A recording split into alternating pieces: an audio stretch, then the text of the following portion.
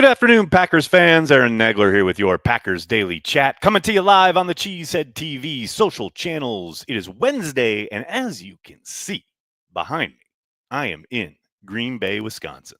Ladies and gentlemen, boys and girls, it is a beautiful day in Green Bay, Wisconsin, and holy cow, they are not kidding around with this draft footprint. The fence has gone up across Lombardi Avenue.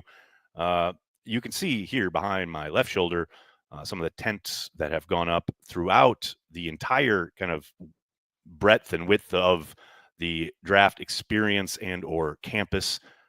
Just to my right is the stage, and it is ginormous. And they have another kind of mini stage right next to it. It is impressive, and it is not even close to done yet. But we are now, 8 days away, a week from tomorrow night. Very exciting times here in Green Bay, Wisconsin. Cannot wait to watch the draft along with all of you. If you're unable to make it in Green Bay, yes, we will be having our live stream both Thursday and Friday night, as we do each and every year. Hope to see you there.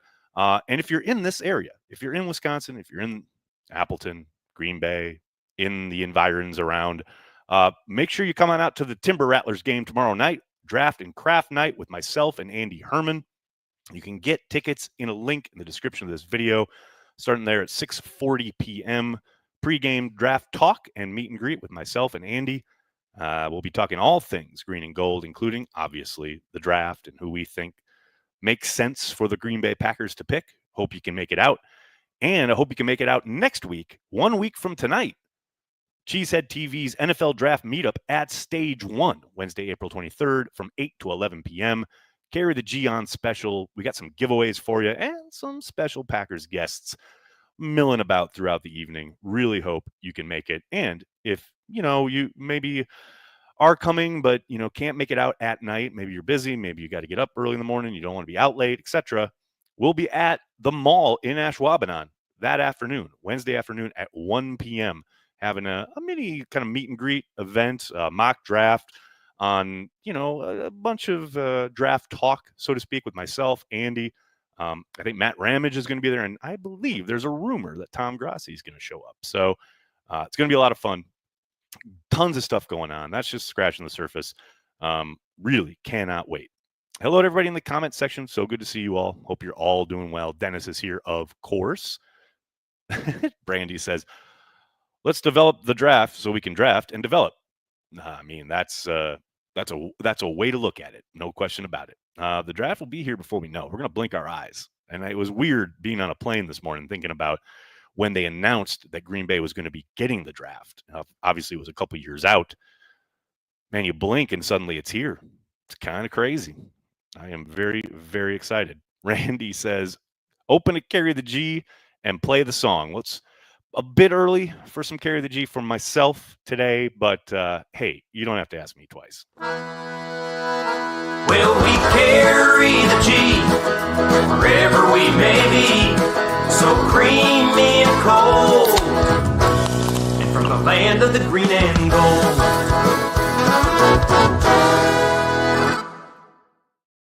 Get yourself some Carry the G, the official beer of Cheesehead TV. Slider, what's up, man? Nags, airlines have added nonstop flights just because of the draft. If you weren't aware, Delta is running SLC Green Bay, and United is adding extra trips too. I had read that back, I think last year or something like that. But, man, I'm already here. I'm good to go. I had a ball this morning getting up at 4:30 a.m. to make that flight out of LaGuardia. And I know there are direct flights to Appleton available out of New Jersey now. I can't remember which airline it is, but man, we're getting some easier access up here in Northeast Wisconsin. Good times. Alex, what's going on, man? All right, Goody, who are you thinking to draft in the first round? I mean, a lot of noise around the wide receivers. Had another one in today for the final day of pre-draft visits. But I still suspect it's going to be a defensive tackle. There are a couple different ways that somebody like Kenneth Grant could fall to them. I think that makes a world of sense. That's not to dismiss the possibility of an edge rusher, though I do think the ones that they would consider at 23 will most likely be gone by the time they're on the clock. But But, I say all this and they'll take an offensive tackle. Watch them take Banks out of Texas, which I would not hate. I think that'd be a great pick. I know some Packers fans would probably be upset, but I think that would be wonderful. Jennifer, how are you? Thanks for checking out the stream. Is Rodgers really ghosting the Steelers, waiting for the Vikings? I mean, there's no way to know for sure, but that's absolutely what it feels like. Look, I know there's been all sorts of stuff floated out there from, it's his first time as a free agent, so he wants to take all the time he can, which is his right. But, there's also, he could retire or take a year off, all of which, sure, that could happen. But I think the most likely and most plausible thing is, exactly what you're saying. He's waiting on the Vikings and seeing maybe they get through their offseason program and J.J. McCarthy is not what they think he is or isn't ready because of the injury, coming back from it, etc. And then they make the call. Who knows? Maybe we get to the night of the draft, right? And he pulls the trigger and signs with the Steelers. That's entirely possible too. But hey, like I said, he's never been a free agent before. So I can't begrudge the man taking his time and wanting to make the right decision for himself. First time truly that he's ever gotten to pick his team. Not that there are that many on offer, but I have zero issue with him taking his time. I do find it funny when people complain about it though. Like, oh, he's taking all this time, blah, blah, blah. It's like, you can do whatever you want holding the Steelers hostage. They can go draft a kid, whatever they want to do at the quarterback position. They're not beholden to Rodgers. Go on, live your life. You're the Steelers, the once proud Pittsburgh Steelers. Suddenly having, a crisis because Aaron Rodgers won't sign on the dotted line? I mean, that's the perception that I've seen out there. I don't think that's what's happening inside the building, but yeah, I have no issue, zero issue with Rodgers taking his time. Brandy, thanks for the super chat.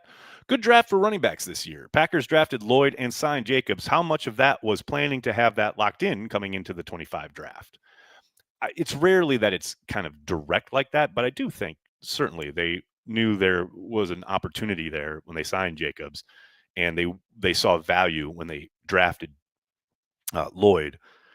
All of that said, I love what they've got there in that room. The depth with everyone behind Jacobs is really, really good. Talented kids, no doubt about it. Taylor could probably coming off his best year as a pro, right?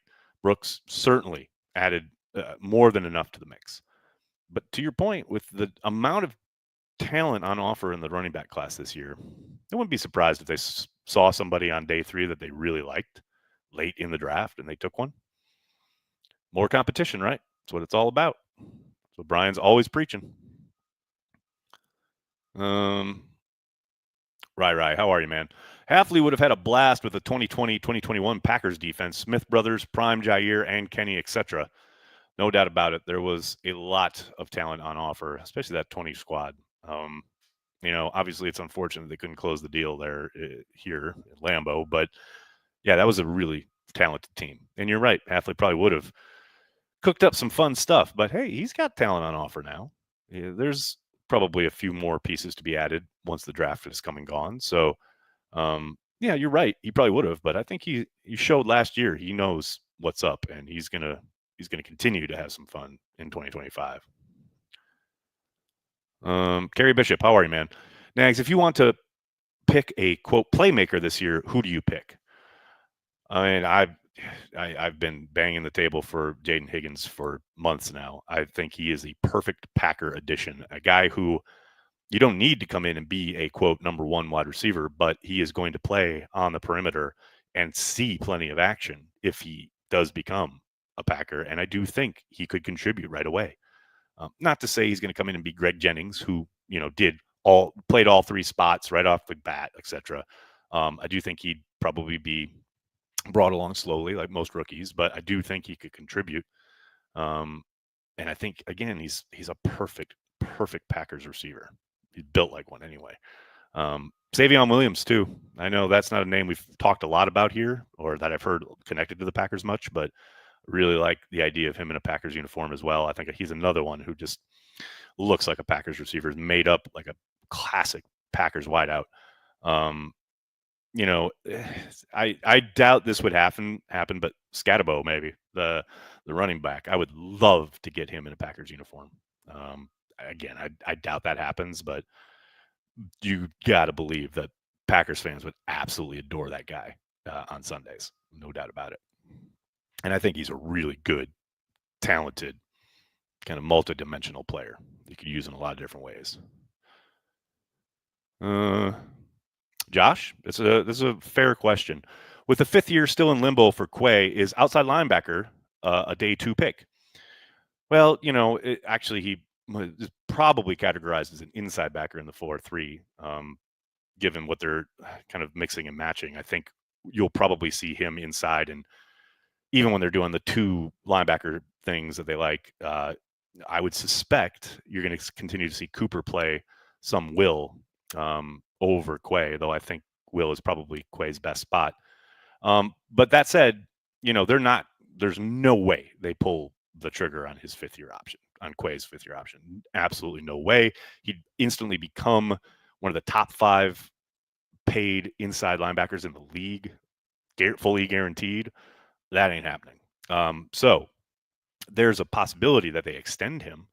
But even with that, I'm with you. I do think they'll probably take a look. And if the board falls a certain way and the value is right, it wouldn't surprise me, even though, they just had Isaiah Simmons in, they re-signed Welch for depth, and, they got Tyron Hopper waiting in the wings, former 3rd round pick last year. It's not like they haven't addressed the position, but if the value is there, add to the competition, wouldn't surprise me. But that said, Brian has said repeatedly how much he likes Quay Walker and what he brings to the defense and how valuable he thinks he can be and will be going forward. I think they want to get an extension done, and I think there's a decent chance that happens this summer prior to the start of camp. And look, I know Quay is a very popular whipping boy on Sundays on Twitter, but I think he's a lot better than many fans believe. And I think you saw a glimpse of it, glimmers of it towards the end of last season, especially if you can get him on the field with Cooper, the 2 of them as running mates. I think you're cooking there. I think there's a lot that they can do together and elevate each other's game. I'm hoping that's the case here in 2025.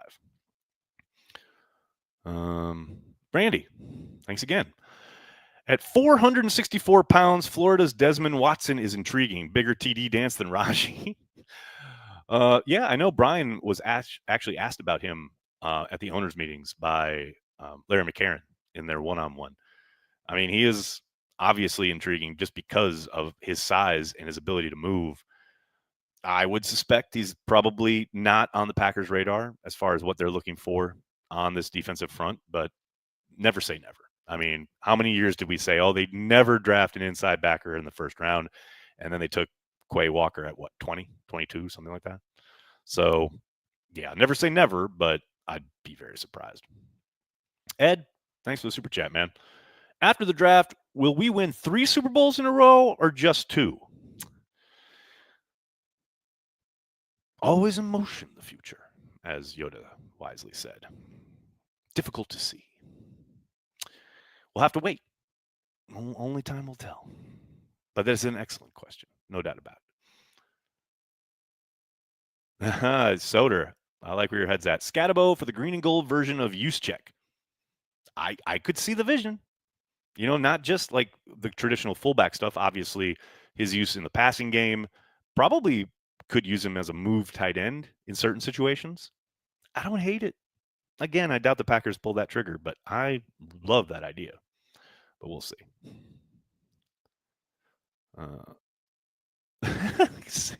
Could you imagine? Seattle says, could you imagine the size of the championship belt for Watson? It'd be the whole Rodgers thing would be like, I encompass and I eclipse. That'd be great. Rai, that's a great question. Was the Hopper pick an example of best player available according to the Packers board? Could be, right? It was not a popular pick at the time by most of the draft pundits, as it were. And looking back, got to say they probably had a point. The guy couldn't even see the field last year, and certainly don't see a pathway for a lot of playing time for the young man if people stay healthy this year.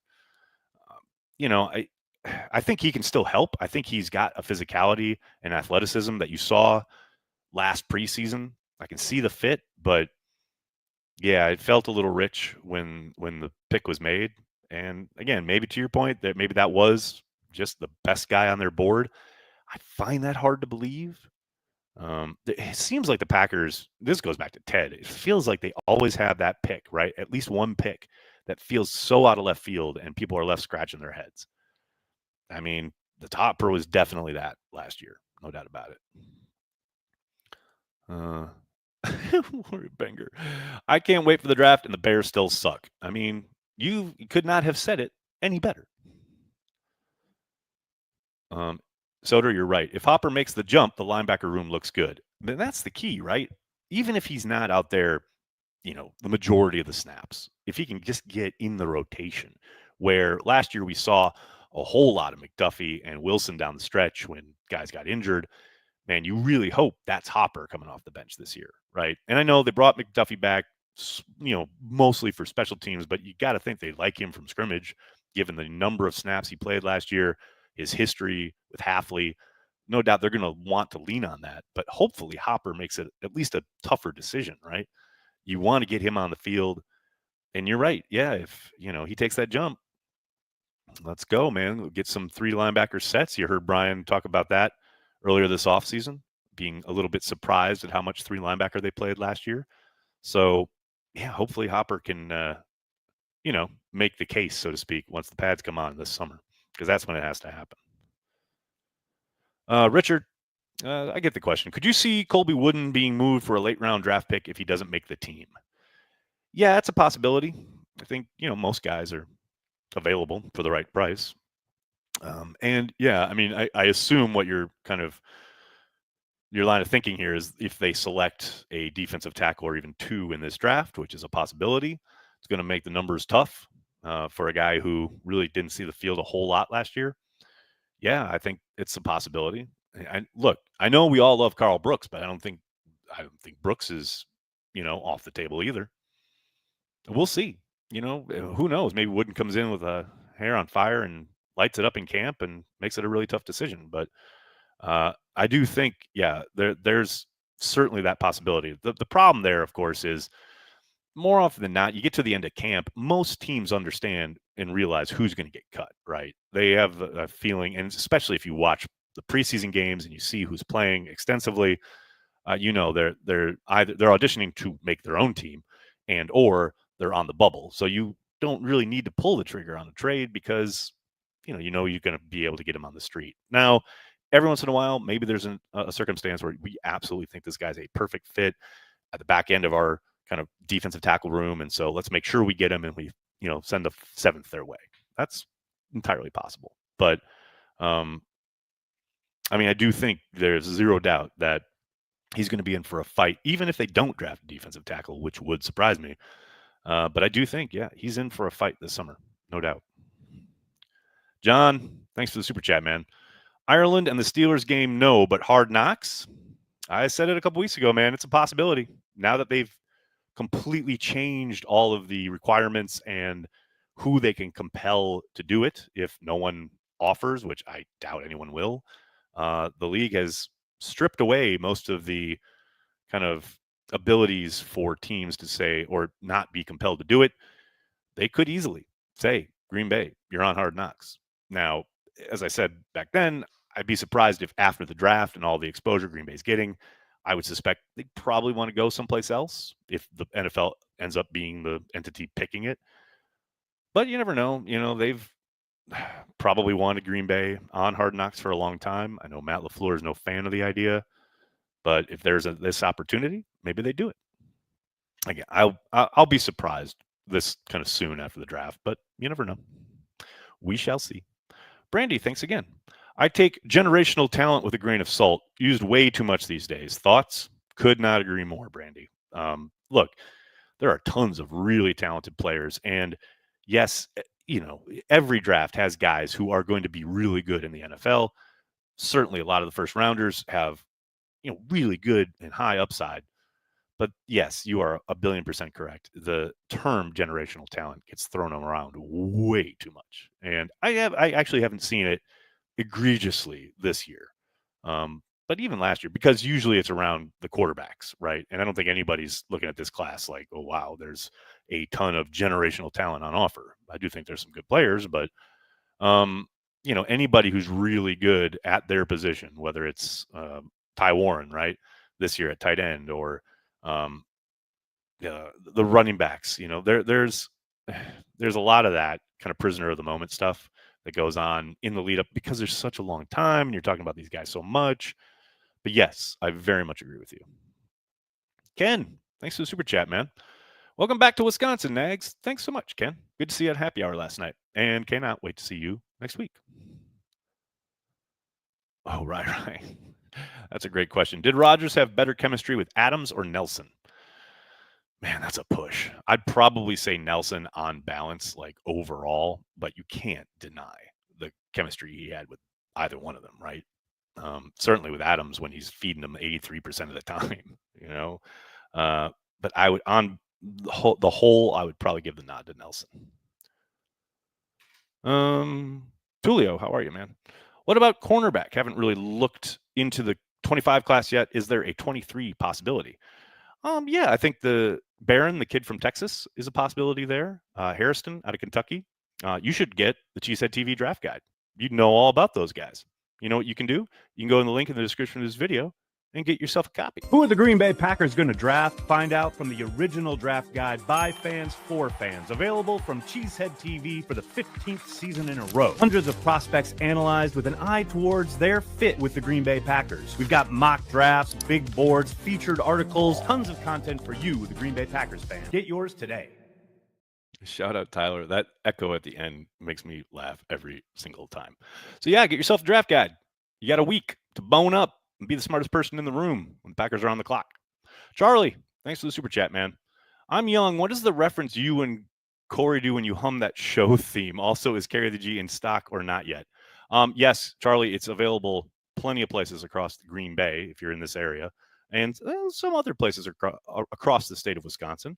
If you go to the beer tab on cheeseheadtv.com, you'll find our interactive map and a pretty up-to-date. I'm not going to say every single place is still got it in stock, but most of the spots you'll find on that map still will have Carry the G on the shelf. As far as Corey and I humming the show theme, I think this is a reference to when we do the Tonight Show theme. There was a game, I think it was Rodgers' last season in Green Bay. Might have been, I think it was the final regular season game against Detroit, where the offense was hard to watch and they weren't moving the ball, and Rodgers was putting it at guys' feet and throwing it out of bounds. And I think at one point I just started saying The Tonight Show starring Aaron Rodgers, and I don't know why that hit with us that day. I think we were a little punch drunk, and it just was funny for us. Probably no one else, but I couldn't stop doing it. If you go, what's sad is if you can go back and look at the watch party, it's still there. And so ever since then, whenever things are getting tense or bad or whatever, like the Packers are playing poorly, I don't know why, but all of a sudden we start going, The Tonight Show, star, whoever's playing. Good times. Good times. All right, everybody. I'm going to have to get going. I cannot thank you enough for hanging out, talking Packers each and every day, Monday through Friday, right here on the Cheesehead TV social channels. Please do me a monster favor. Hit like on the video, subscribe to the channel, and then tell your friends and tell your family. Cheesehead TV. We are devoted to Green Bay Packers fans worldwide. Programming note, there will not be a Packers Daily tomorrow because I will be down in Appleton, and I'll be going to the Timber Rattlers game, so I'll see you there. Or I'll see you back here on Friday. Thanks so much, everybody. Have a great night. Go Pack Go.